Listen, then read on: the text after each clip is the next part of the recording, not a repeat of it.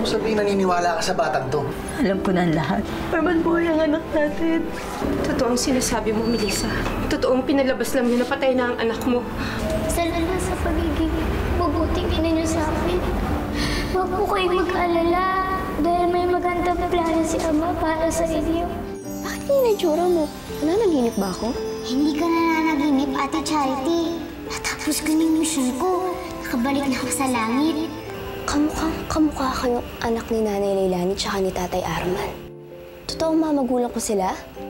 Oo, at kaya ka nandyan. Dahil may mission kang dapat gampanan. All this could be yours, Leilani. Napakasimple lang naman ang kapalit na hihilingin ko. Kapalit? Ang kaluluwa mo. Maliit lang yun. Kumpara sa mga bagay na gusto mo.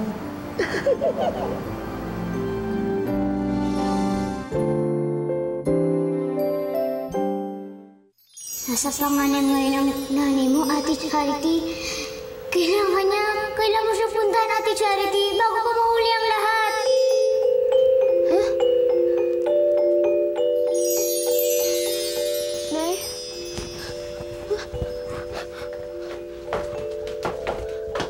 Nay! Ano? Pumapayag ka na ba? Nay! Nay, buksan niyo itong pinto! Huwag mo siya pasin, Leilani! Ako lang ako bibigyan na lahat ng gusto mo! Just say yes, Leilani! Just say yes! Oo, pumapayag na ako. Very good! All you have to do is to sign in the dotted line.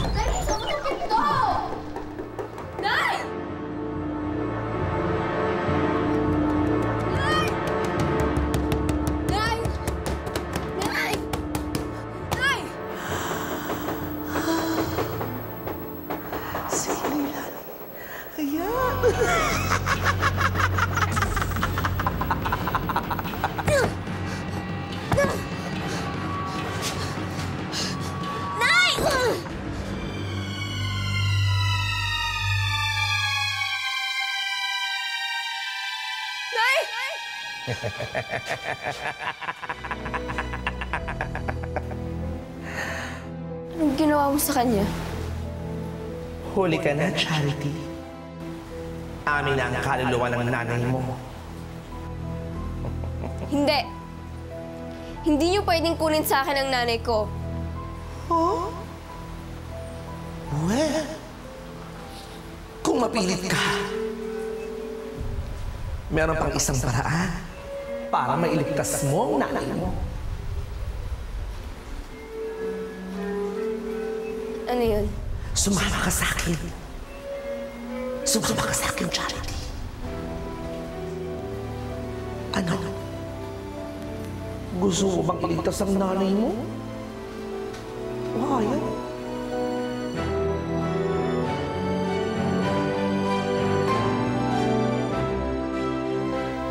Sige, sama na ako sa'yo. Let's go.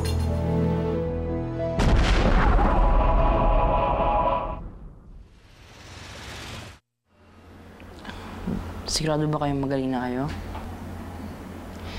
Huwag kang mag-alala, anak. Okay na ako. Salamat talaga sa Diyos, niligtas niya kayo. Hindi ko alam kung anong gagawin ko pag wala kayo eh. Kaya niya ako pinabalik pa dito siguro, anak, para maalagaan ka pa. Mel? Mel! May dala akong fruits para sa'yo. Tsaka, dala ko rin yung hinihingi mo. Anak, pwede bang iwan mo muna kami ng Tita Chicks mo?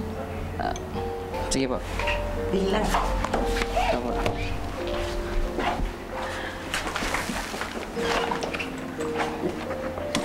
So, nung tumawag ka sa akin, tapos kwinento mo yan nangyari, pinaimbestigahan ko kagad si Jonas. Guess what? Tama ka. Hindi lang yun ang kasinungalingan niya. Ayan. Marriage certificate ni Jonas sa isang Evelyn Garcia, ina ni Aaron, dated June 16, 1993. Kasal sila? Correct!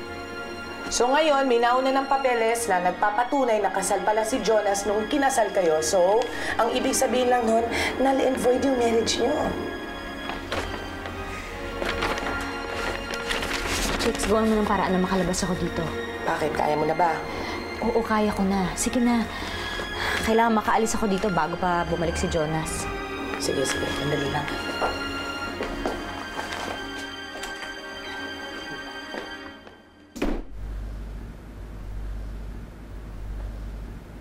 Leilani! Charity!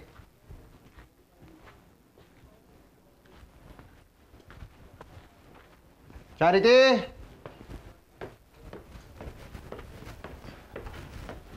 Leilani!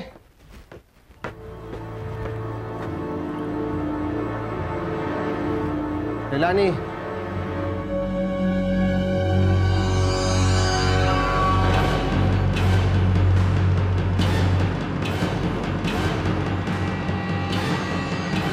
Leilani!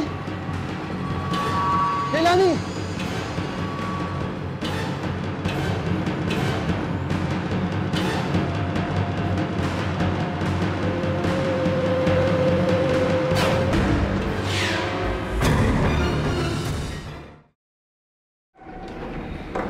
Masigado ba kayong okay na kayo? Oo, anak. Okay na ako. Ikaw naman. Halika dito. Melissa, tama pala dating ko. Halika na, huminga tayo. Hindi ako sasama sa'yo. Melissa, pinaniniwalaan yung mga sinasabi ng ibang tao. Alam mo naman sinisiraan lang nila ako. Wala na silang kailangan sabihin pa sa akin dahil sirang-sira ka na. Alam ko na lahat ng ginawa mo sa akin, Jonas. Lahat ng mga kasalanan mo. At alam ko rin na kasal ka noon sa ina ni Aaron. Kaya ang ibig sabihin nun, null and void ang kasal natin. Wala nang rason para magsama pa tayo. Melissa, hindi totoo yan.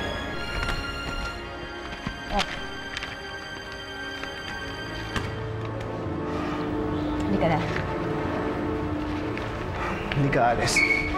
Jonas, ano ba? Bitawan mo nga ako. Aray ko, masasaktan ako ng mami ko. Jonas! Ano ka ba? Pwede, alam ka ba? Bitawan niyo ako! Bitawan niyo ako! Si Jonas eh. Bitawan niyo ako! Asawa ko siya! Hindi, hindi. Hinaharas niya kami. Sige na, huwag yung bibitawan niya. Hindi ka na, Mel. Hindi ka na. Bitawan niyo ako!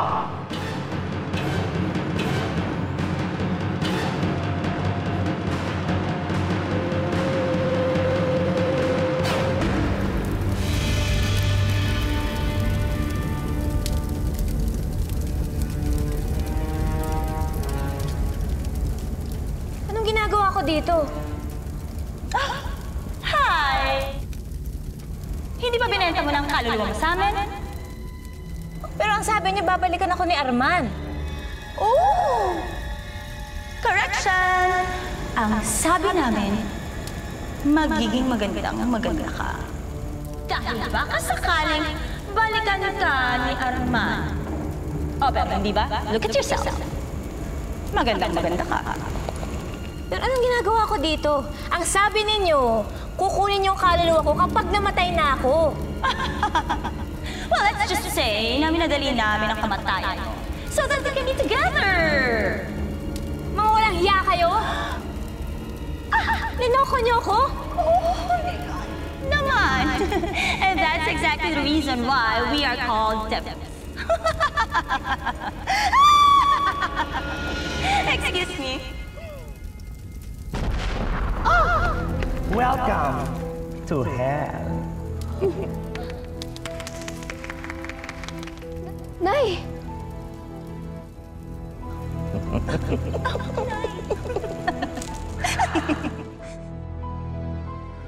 Alis! Alis!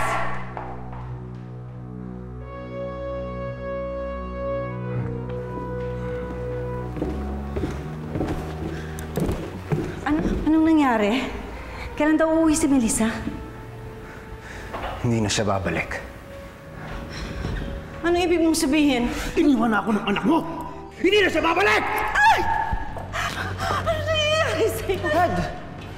Si Melissa! Sinulak si Lola! Wala kayong pakialam! Umalis kayo sa harap ko! Alis! Diyos ko! Alis! Magsialis kayong lahat!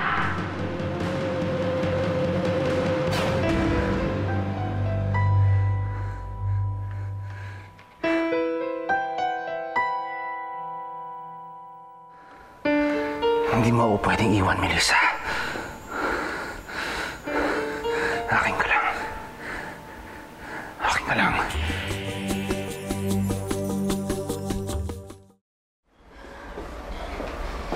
Hindi na siguro tayo masusundan ni Jonas dito. Sigurado ba kayo hindi tayo hanapin ni Dad, Ma? Hindi na siguro, anak. Okay lang ba sa'yo? Dito na muna tayo. Okay naman po kahit saan eh. Basta kasama kayo.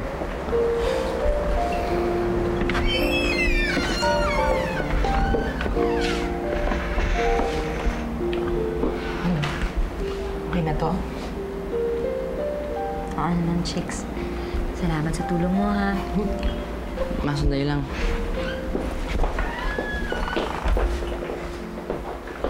Alam mo, Mel, di pa rin ako makapaniwala na ginawa lahat ni Jonas yun para lang maghiwalay kay ni Arman. Nakakapanghinayang, ang cute-cute pa naman ni Papa Arman. Wala tayong magagawa, chicks, eh. Nangyari na yung nangyari. But then again, ngayon na null and void na yung marriage niyo, may chance na kayo ulit ni Papa Arman. Kasal pa rin siya. Ay, oo nga pala.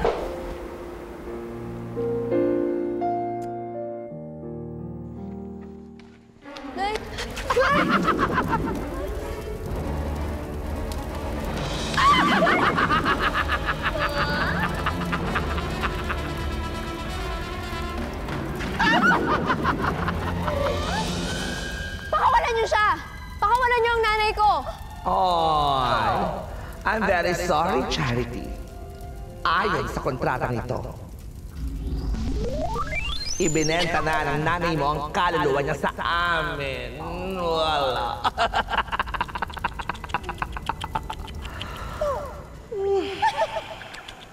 Manong, sige niya naman po.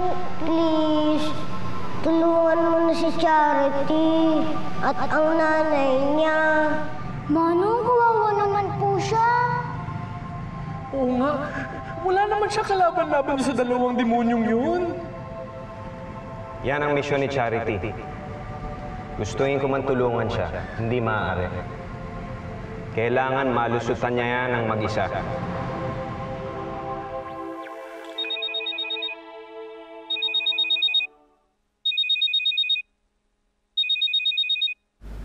Hello? Bro, nasan kayo? Palabas namin ng ospital eh. Hindi ko sa hotel. Mabuti pa nga dyan muna kayo. Ang weird ni Daddy. Nagwawala. Siraan na yata.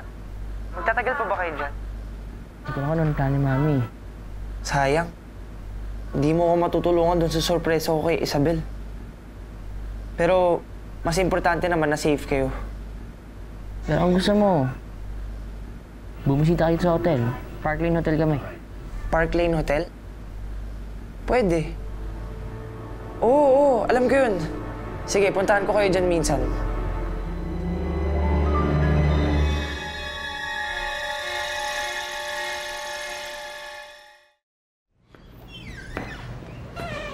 Ma, ako na po dyan. Anak, hindi na okay lang. Kaya ko to. Sigurado kayo, ha? Oo naman. Nak, baka tita chicks mo yan. Sige na, baka na yung pinta. Mel! Ma, si Tita Chicks. Chicks, bili mo na ba yung mga kailangan namin? Mel, may masamang balita ako sa'yo. Ano? Yung asawa daw ni Papa Arman patay na. Ha? Hindi ko alam. Natagpuan daw kanina sa bahay. Nagpakamatay yata. Diyos ko, kawawa naman si Arman. Kailangan natin siya puntahan.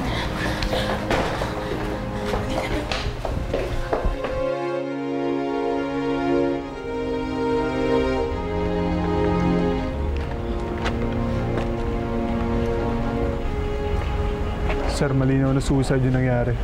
Nakakapagtaka lang kung nasa Charity. Pero sir, wag po kayong mag-alala kasi ginagawa naman namin ang lahat para mahanap siya.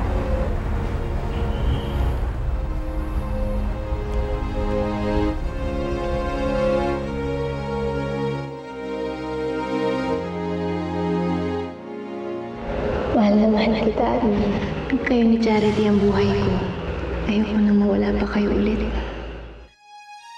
Dito ka lang, huwag mo nang puntahan si Melissa. Pag pumunta ka doon, ibig sabihin mas mahal mo siya kaysa sa akin. Kaysa sa amin ang pamilya mo. Pag umalis ka, ibig sabihin na pinipili mo si Melissa kaysa sa akin. Alam mo, malis ka na! Ewan mo kami, hindi ka namin kailangan!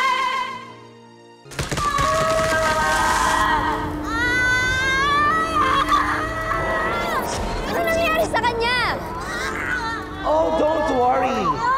She's just evolving. Explain ko sa'yo, nagiging katulad na natin siya. Ganyan lang talaga yan. Sa umpisa lang yan masakit.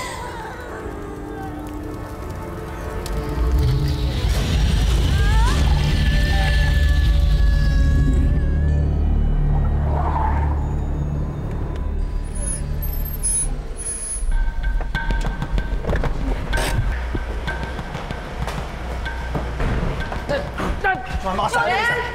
Huwag ka makialam dito! Papatayin kita! Ma! Sumama ka sa akin! Hindi ako sasama sa'yo! Sumama ka!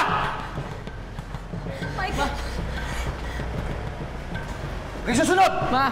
Michael!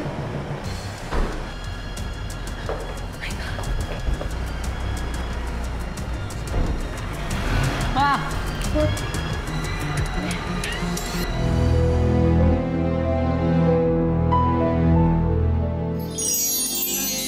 Sabi niyo may paraan ba para mailigtas ko siya? Kaluluwa para sa kaluluwa. Pakakawalan namin ng nanay mo. Pero ikaw ang kapalit.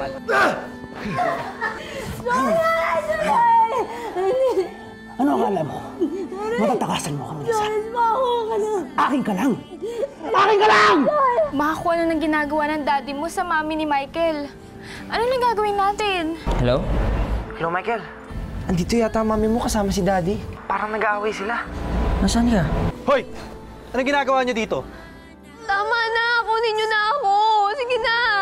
Isa na naman lupang anghel ang nakuha ng mga demonyo. Ate Charity!